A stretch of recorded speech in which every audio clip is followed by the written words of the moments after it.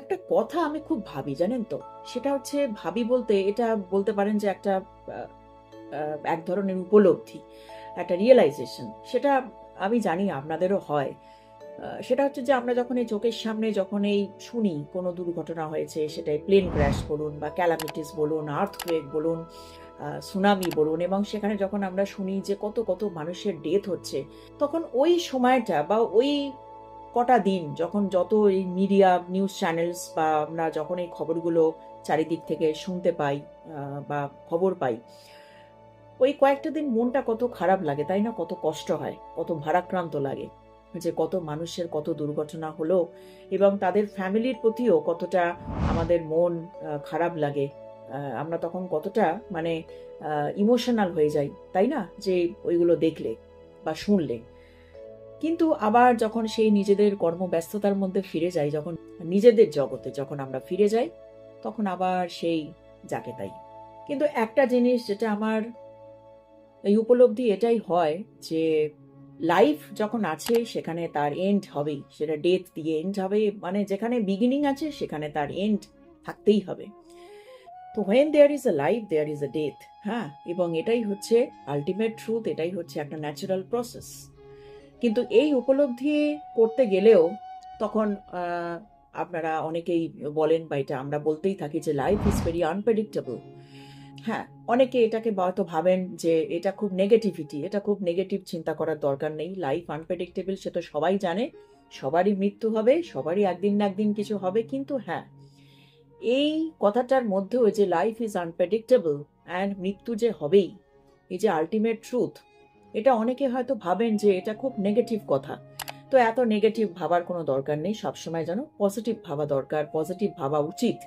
কিন্তু এই নেগেটিভিটির মধ্যেও যে পজিটিভ কনসেপ্টটা আমাদের থাকা দরকার বা আমাদের রাখতে হয়, সেই পজিটিভিটি বা সে পজিটিভ অ্যাঙ্গেল নিয়েই আমার যে রিয়েলাইজেশনটা হয়, সেটাই আমি আপনাদের সঙ্গে শেয়ার করব। সেটা হচ্ছে যে ধরুন, এই যে রিয়েলাইজেশনটা এরকমই হচ্ছে যে যখন আমি এসেছি পৃথিবীতে, আমি, আপনি, আমরা সবাই, তখন আমরা একদম একা এসেছি, তাই তো?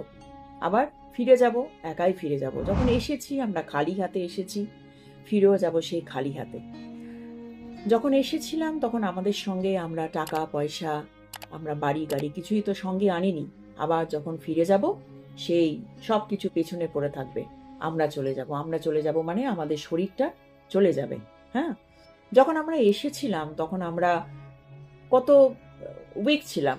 যখন একটা নিউবর্ন বেবি আপনারা দেখবেন যে তখন তারা কত দুর্বল থাকে, তাদের ডাইজেস্টিভ সিস্টেম অতটা স্ট্রং থাকে না, তারা কত মানে উইক থাকে, তাই না? আবার যখন যাব তখনও কিন্তু আবার সেই উইক হয়েই আমাদের যেতে হবে।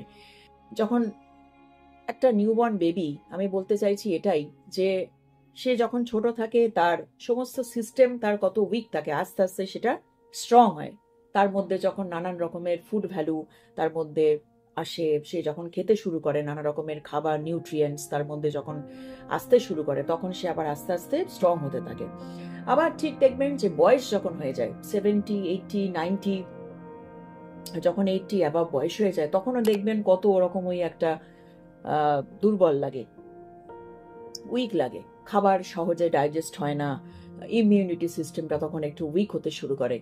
যখন একটা বেবি আস্তে আস্তে সে বড় হচ্ছে, তখন তার যখন সে হাঁটতে শুরু করে, তখন তার একটা অবলম্বনের দরকার হয়, একটা সাপোর্টের দরকার হয়। ঠিক তেমনি যখন বয়সটা আবার ওরকম ওই 75, 80-র উপর হয়ে যায়, 90-র কাছাকাছি হয়ে যায়, তখনও তার সেই মানুষটা তখন আর হাঁটতে পারে না, তাই না? তখন তার আবার একটা সাপোর্টের দরকার হয়।